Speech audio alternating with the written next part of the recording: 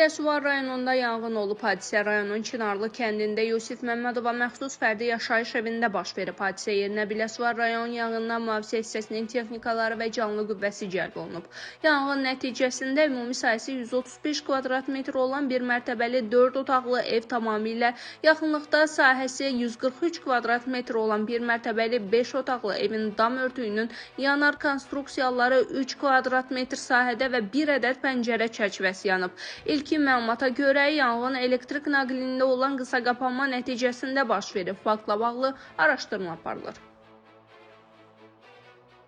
Göygöl rayonunda ölümlə nəticələnən yol nəqliyyat hadisəsi baş verib. Rayonun Toğanalı kəndində idarəetməni itirən Niva markalı avtomobil yoldan çıxaraq aşıb.